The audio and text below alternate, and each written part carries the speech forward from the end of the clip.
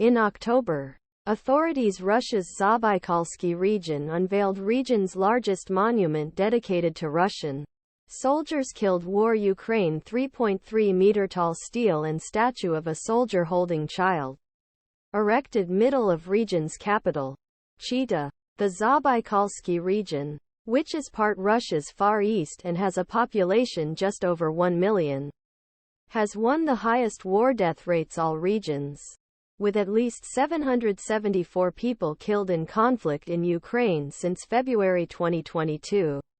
According to independent statistics, but plan place in stone reminder of war that continues thousands of kilometers to west was initially opposed by residents, who felt 5.6 million ruble monument was more appropriate addition local cemetery than historic one.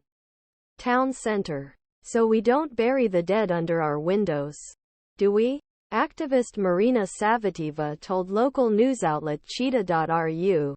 The monument in Cheetah is just 1,000 of statues, memorial plaques and tall carved stone slabs known as stelae commemorating Russian soldiers killed in Ukraine that have appeared across country since the start Ukrainian War.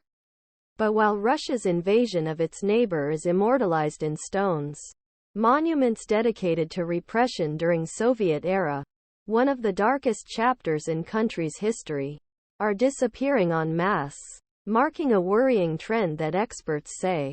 I see that plaques dedicated writers or other cultural figures are also placed, but their number is not comparable to those dedicated soldiers, said Alexandra Polivanova of the Nobel Peace Prize laureate Memorial Human Rights Group.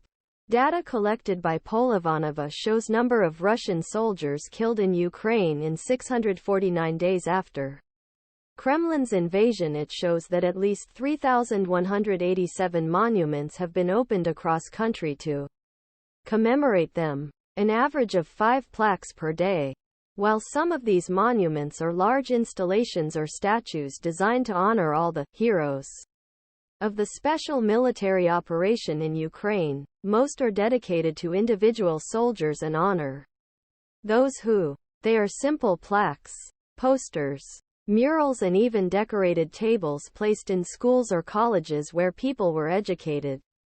Once upon a time, heroes participated. It's really important for the Russian state to get people Russia to believe in their war Ukraine, said Allyson Edwards, an expert on the politics of Russian memory.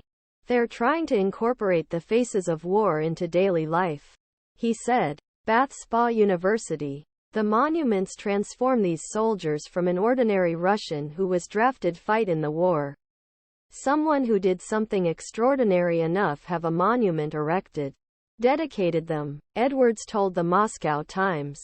Installations glorifying the Kremlin's invasion of neighboring Ukraine are just one type of propaganda that ordinary Russians consume every day.